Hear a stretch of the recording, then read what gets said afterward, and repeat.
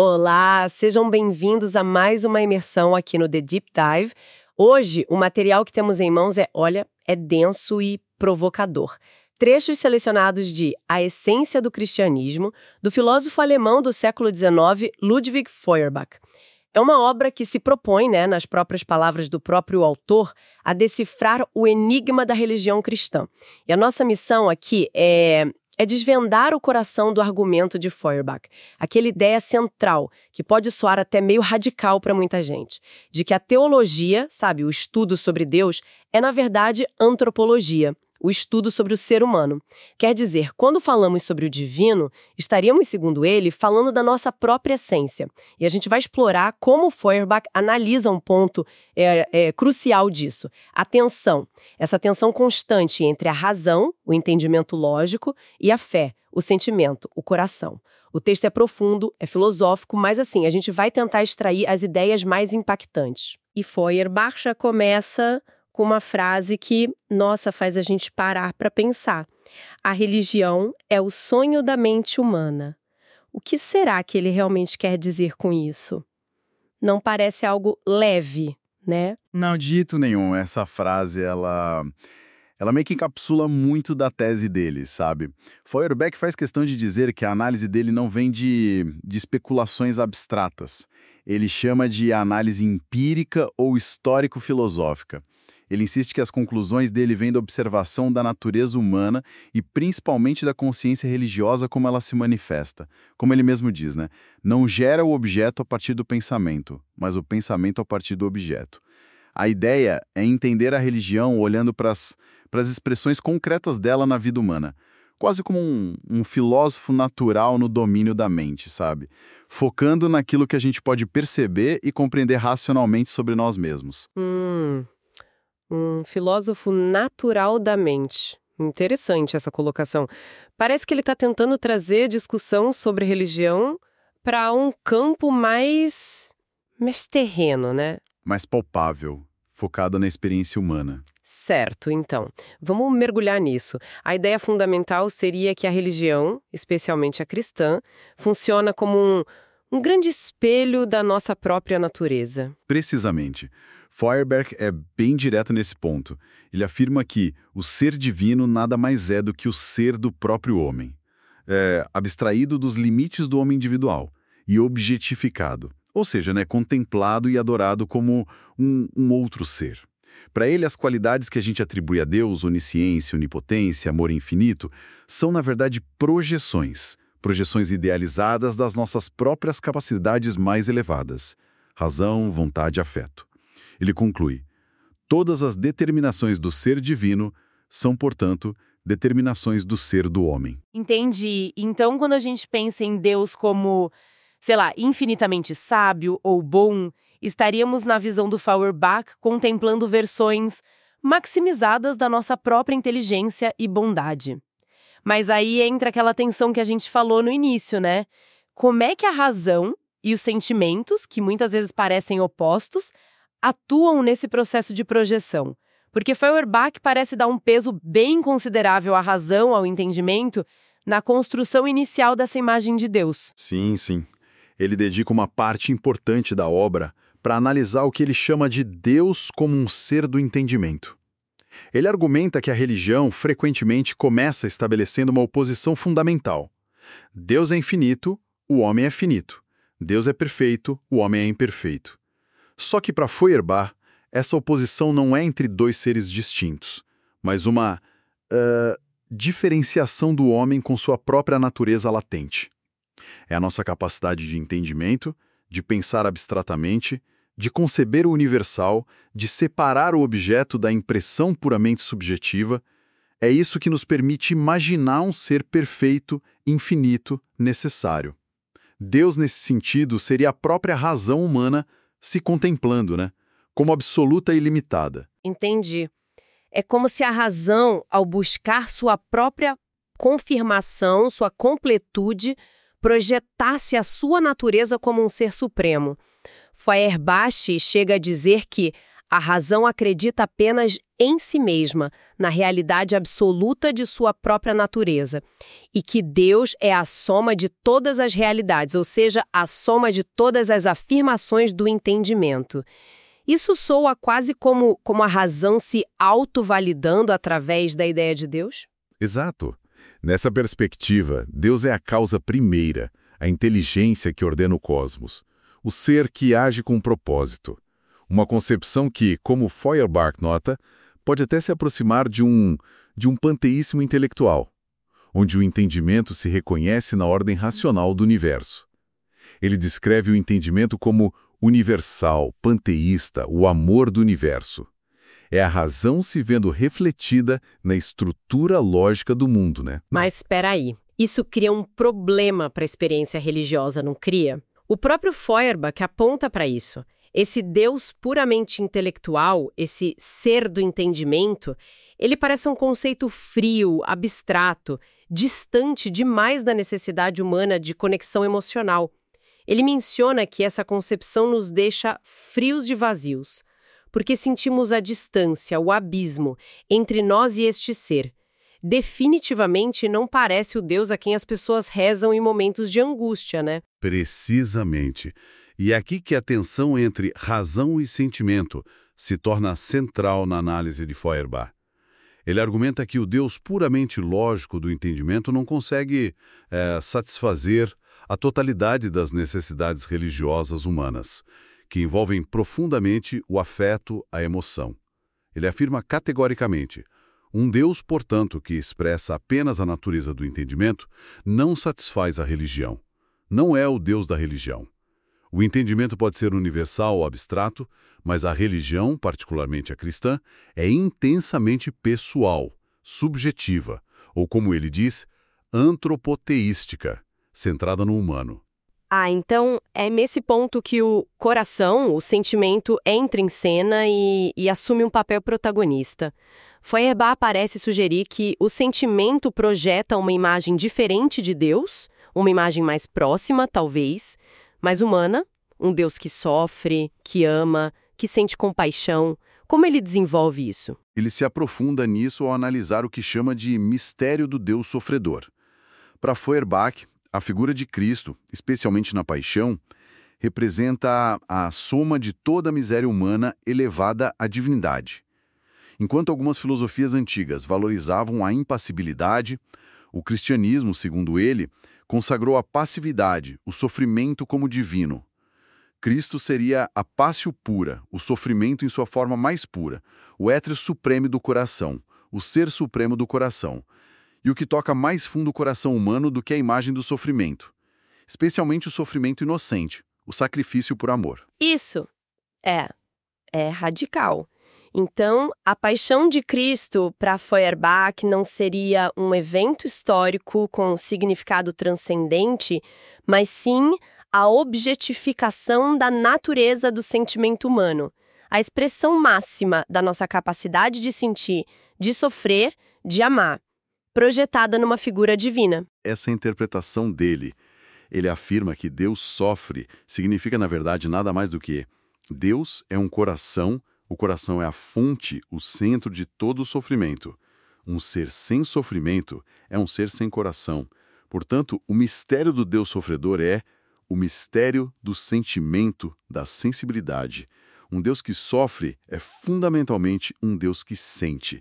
E a afirmação, Deus é um ser senciente, seria apenas a forma religiosa de dizer que o sentimento é absoluto, divino em sua natureza.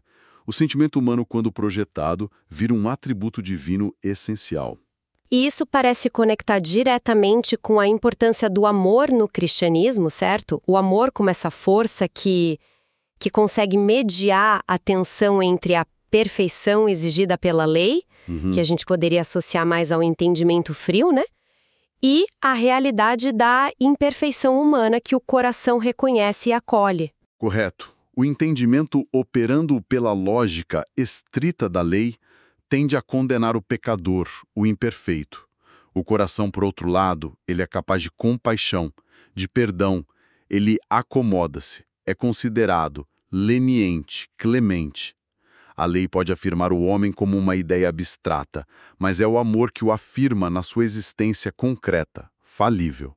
Nas palavras de Feuerbach, o amor é o termo médio, o laço substancial, o princípio de reconciliação entre o perfeito e o imperfeito. E ele vai além. O amor é o próprio Deus, e fora dele não há Deus. O amor faz o homem Deus, e Deus homem. É essa a primazia do amor, que vem do sentimento, que torna possível a ideia central da encarnação. Um Deus que se faz humano porque, na sua essência projetada, já era um Deus de compaixão, humano no seu sentir. Faz sentido. Temos então essa dinâmica. O entendimento projeta um Deus lógico, perfeito, talvez distante. O sentimento projeta um Deus amoroso, sofredor, próximo. E na prática religiosa parece que o sentimento acaba tendo a primazia para tornar a experiência religiosa significativa. Mas Feuerbach também vê problemas nisso, não é? Ele critica um foco exclusivo no sentimento. Sim, ele aponta uma consequência importante. Quando o sentimento vira não apenas o meio, mas o próprio critério da verdade religiosa, o conteúdo específico da fé, os dogmas, as narrativas, os objetos de crença, pode se tornar secundário. Quase indiferente. O que passa a importar é a intensidade do sentimento em si, a experiência subjetiva. Qualquer coisa que provoque um sentimento religioso elevado poderia ser considerada válida. Nesse sentido, Feuerbach chega a dizer que, do ponto de vista da ortodoxia doutrinária, o sentimento é ateísta, ele nega um Deus objetivo e é seu próprio Deus. O sentimento se autovalida, né? Torna-se sagrado por si mesmo. Que paradoxo interessante. O entendimento cria um Deus racional, mais frio e talvez inacessível. O sentimento traz Deus para perto, o torna compreensível e amável. Mas corre o risco de dissolver a própria ideia de um Deus objetivo em pura subjetividade. É uma tensão constante. Como é que Feuerbach vê essa dinâmica operando em práticas religiosas concretas, tipo nos sacramentos? Ele aplica essa análise de forma bem direta aos sacramentos, como o batismo e a ceia do Senhor, a Eucaristia.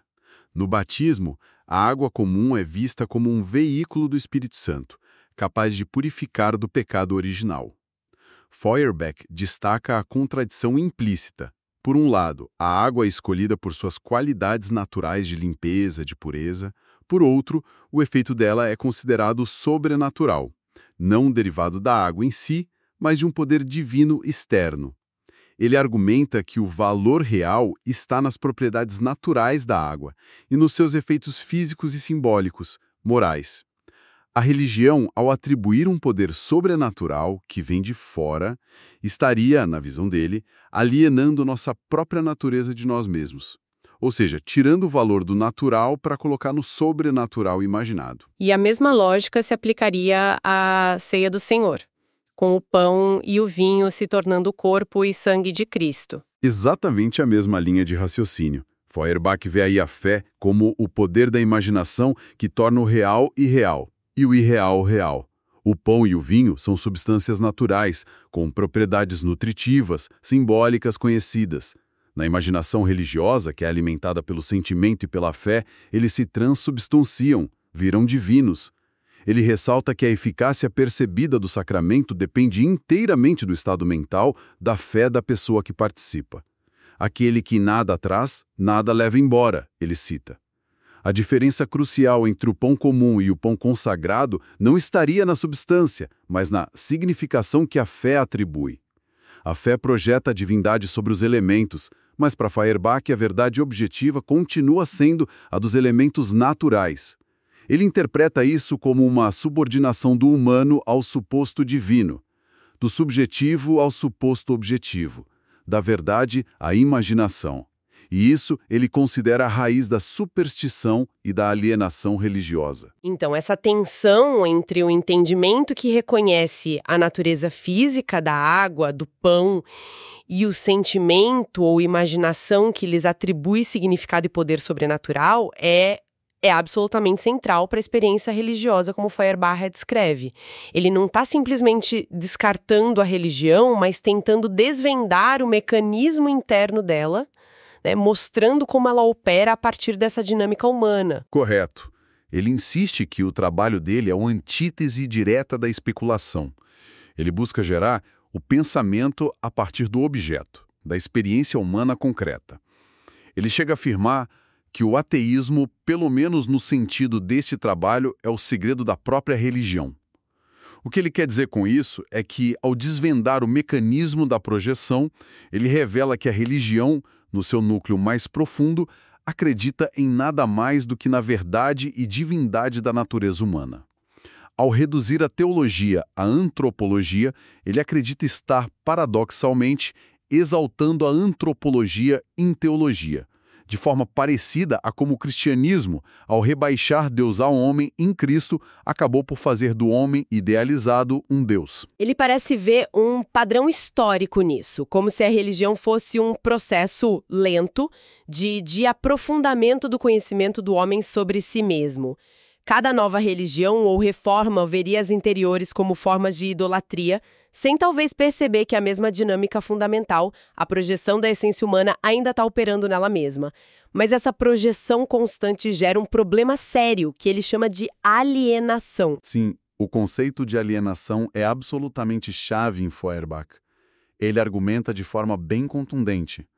Para enriquecer Deus, o homem deve tornar-se pobre. Para que Deus seja tudo, o homem deve ser nada. Nesse processo, o ser humano nega suas próprias qualidades intrínsecas, sua razão, sua bondade, seu poder, sua capacidade de amar, para atribuí-las exclusivamente a um ser externo, Deus. Nega a si mesmo a honra para ter um Deus que busca apenas a sua própria honra. Só que Feuerbach aponta uma contradição aí. Ao adorar um Deus bom, o homem está, na verdade, contemplando e valorizando sua própria capacidade para a bondade. Ao sentir o pecado como uma ofensa à santidade divina, ele está implicitamente reconhecendo essa santidade como parte de sua própria essência potencial, daquilo que ele pode e deve ser. E ele descreve o movimento quase circular, né? Bem curioso. O homem projeta sua essência em Deus, transforma essa essência projetada num sujeito autônomo, Deus, e em seguida o próprio homem se torna objeto das ações desse sujeito externo. Deus age sobre o homem para que ele seja bom, feliz, etc. Assim, como Feuerbach diz, enquanto na aparência a maior humilhação é infligida ao homem, na verdade ele é exaltado ao máximo. O objetivo final da ação de Deus acaba sendo o próprio bem-estar e a realização do homem. É um ciclo complexo. O homem se relaciona consigo mesmo, mas com seu ser essencial como com outro ser. A atividade divina que ele percebe é, na verdade, um reflexo de sua própria atividade, sua potencialidade projetada. O impulso para o bem, que parece vir desse Deus externo, se origina, segundo Feuerbach, no fato de que foi nesse outro que o homem depositou sua mais alta concepção do bem. A fonte está dentro, mas é percebida como externa. Certo. Isso nos reconecta diretamente à tensão inicial, não é? O entendimento capta a essência humana e a projeta como razão absoluta, poder infinito, universalidade. O sentimento capta essa mesma essência e a projeta como amor infinito, compaixão, capacidade de sofrimento, individualidade. A religião, então, tenta manter essas duas projeções juntas, criando um Deus que é ao mesmo tempo o ser supremo da razão filosófica e o pai amoroso e sofredor do coração devoto. Feuerbach parece concluir que a verdadeira autoconsciência dissolve essa projeção externa, permitindo reconhecer ambas as facetas, a razão e o sentimento, como pertencentes integralmente à nossa própria natureza humana. Essa é a chave da proposta dele. Ele não está negando o valor ou a realidade da razão ou do sentimento, entende? Mas sim realocando a origem e a verdade última deles no próprio ser humano. A essência divina para ele não é outra coisa senão a essência da natureza e da humanidade, que a imaginação religiosa separa e objetifica. Compreender esse processo seria, na visão de Feuerbach, o caminho para superar a alienação religiosa e reintegrar essas qualidades em nós mesmos. Bom, chegamos ao fim desta análise densa, mas espero que esclarecedora, das ideias de Ludwig Feuerbach em A Essência do Cristianismo. A gente percorreu o argumento audacioso dele, que a teologia é fundamentalmente antropologia, o estudo da natureza humana, disfarçado de estudo sobre Deus. Vimos como ele sustenta que os atributos divinos são projeções das qualidades humanas mais valorizadas, razão, vontade, amor, e como a religião, especialmente através da força do sentimento e da imaginação, que superam a frieza da pura razão abstrata, objetifica essa essência humana, transformando-a num ser distinto e externo. Exatamente. Feuerbach nos lança o desafio de encarar a origem humana dos nossos conceitos religiosos.